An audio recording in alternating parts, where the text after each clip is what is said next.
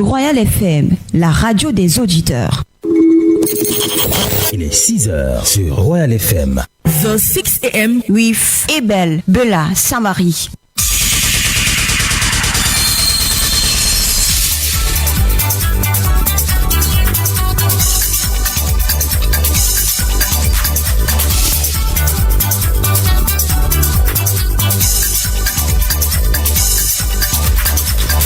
Good morning, good people. Welcome to Royal Morning News, coming to you from Royal 88.4 FM. Our late story.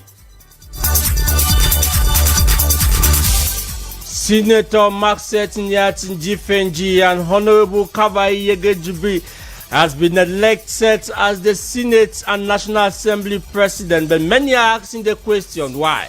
That is the party candidate, and being the party candidate, they now choose as a party who to occupy such and such a position. They are no more choosing as whatever.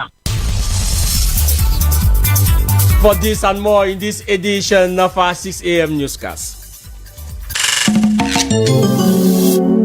Good morning once again. My name is Abel Bela Samari. Like I said in our late story, Honorable Maxet Nyatin Jifenji has been re-elected president of the Senate alongside his all-time vice president, Senator Abubakari Abdullahi.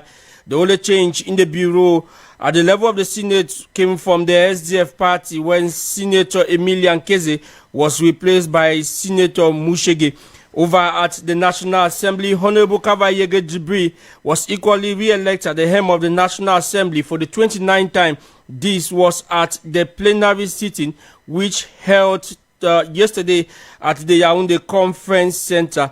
Honorable Kavayege Jibri grabbed 147 votes with 15 empty ballots.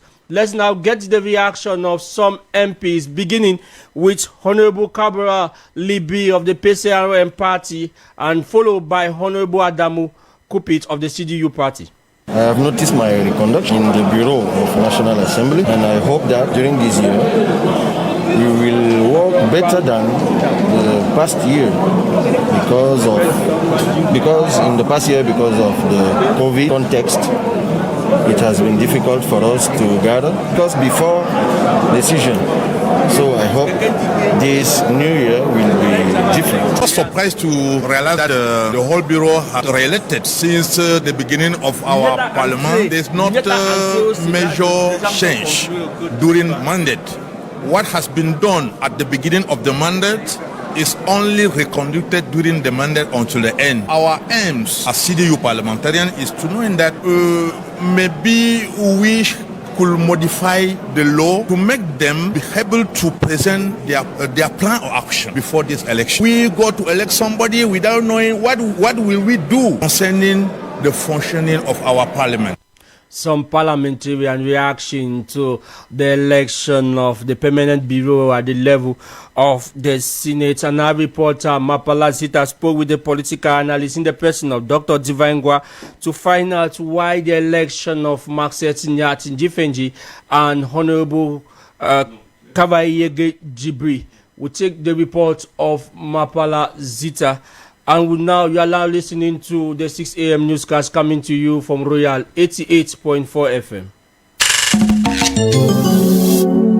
We'll move off to something else. The Minister of Public Health says thousands of teachers and students have been screened for the COVID-19 as testing for the virus intensify in the country. Dr. Madawuda Malachi was speaking in Yaoundé during the Interministerial Committee to monitor government response strategies to the COVID-19 pandemic, which was chaired by Prime Minister, Head of Government, Chief Dr. Joseph John Gute. Let's now listen to the Minister of Public Health, Dr. Madawuda Malachi. We have done 32,000 tests, and I think we have the same rate of positivity. We are in that is working. Respect the barrier measures and to wear attention to the better in this facility. The International Mother Tongue Day and Arts Culture Day will be observed today, Friday. The theme is promoting multilingualism for inclusive education in our community. The dual celebration will be at the courtyard of the Ministry of Secondary Education as from 8 a.m. today, and it will be presided over by the Minister of Secondary Education, Professor Nalova Lyonga. This day seeks to boost national arts, language, and culture through linguistic culture and arts activities. The 53rd session of the Economic Commission for Africa began yesterday in Addis Ababa, Ethiopia. This session, which is to end today, March the 19th, is under the theme African Sustainable Industrialization and Diversification in the Digital Era. In the context of COVID-19, members of the Commission are evaluating economic activities of the organization as well as assisting for validation a program plan for 2022. Let's now listen to the Director of ECA Office for Central Africa, Antonio Pedro, in the following excerpt. We can get it as we take you out of the country to tell you that President Paul Biya of Cameroon, Muhammadu Buhari, are the latest president in Africa to heal late Tanzania President John Magufuli as a visionary who spent most of his life saving the country and humanity, especially in the African continent. Church services have been organized in Tanzania in honor of the late statesman. Let's now listen to this Tanzanian citizen who paid tribute to late John Magufuli. And grieved by the loss of our president, His Excellency John Pombe Joseph Magufuli, alias known as a bulldozer, a man who always believed in humanity as his race, in integrity, in dignity, a man who always believed in development that was people-centered. He was indeed a great man, a great philosopher, and a true Pan-Africanist, a man who was always there to sacrifice for the betterment of his people.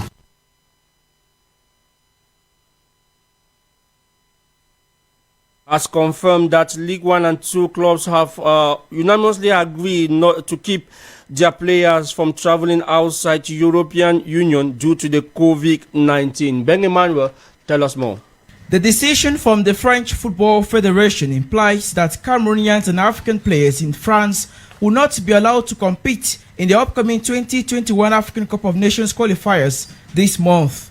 Mwambu Edward is a football writer, an African football specialist. The clubs are looking to protect their players to avoid coronavirus infections, which could hinder or hamper their seasons in one way or the other. Not every country has strict restrictive measures like you have in the professional setups in France. So it's a worrying situation for clubs, and of course one can understand them when they say that they want to hold on to their players to avoid getting into coronavirus problems. The French clubs say they have resolved to take such a stand because their players will be forced to quarantine due to the national policy and will henceforth means the first domestic league games until return from international duties. They are not very sure that the coronavirus restrictive measures will be respected. Remember that even in Europe, we've seen Champions League games played elsewhere. So they might be worried or bothered to let their players travel to places where they are not sure that coronavirus measures will be respected. So that explains why the French clubs are holding on to their players from going for international duty. It is a huge blow for African football and will certainly affect some African countries together with Cameroon. The five-time African champions will be without 5 of their key players, including Saint-Etienne duo Harold Mukundi and Ivan Newu, as well as Olympique of Lyon informed striker Karl Toko Ekambi, and Stéphane Baoken and Jean-Charles Castelletto of Nantes are equally ruled out. However, many argue the decision could lead to a legal tussle will equally be beneficial to some home-based players. While we might deplore the fact that key players like Toko Mukudi will not be part of the national team, we would have loved to see Neyu make his debut. We also have a chance to have other players showcase what they can do. We could turn to the home-based players. The stakes are not very much high. Cameroon is expected to face Cape Verde on March the 5th on the 26th of March before taking on Rwanda 4 days later at the Japoma Stadium in Douala. They are currently 6 points clear the top of Group F, but are already qualified as host nation.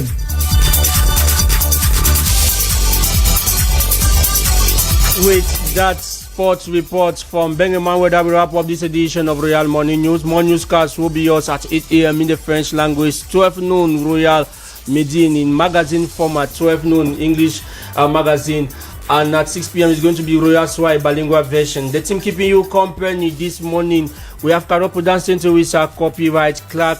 Remember Kume is our sound engineer. Len Kwekam is our video editor on our Facebook page, Royal FM Cameroon. The news was produced by Suzanne Nayonge with editorial coaching coming from Jean-Paty Antala. Coordination was done by our station manager Bertrand Wona. General supervision was ensured by Reverend Pastor Emmanuel Nobisai. For presentation, my name is Abel Bella Samari. Up next is Royal Match now with the man they call Dominique Elevawesi with me in the studio this morning. Good morning to you, Dominique. Bonjour Rebelle Bella Samari, bonjour à Suzanne Nanyonge, la réalisatrice du 6h. Bonjour en face à Alain Kwekam, Romuald Ikoumé. It is Friday. Oui, c'est le vendredi. Et le vendredi, c'est le début du week-end. Et comme on dit, on va se week-enditiser. Voilà, il y aura la bonne musique. Week-enditiser.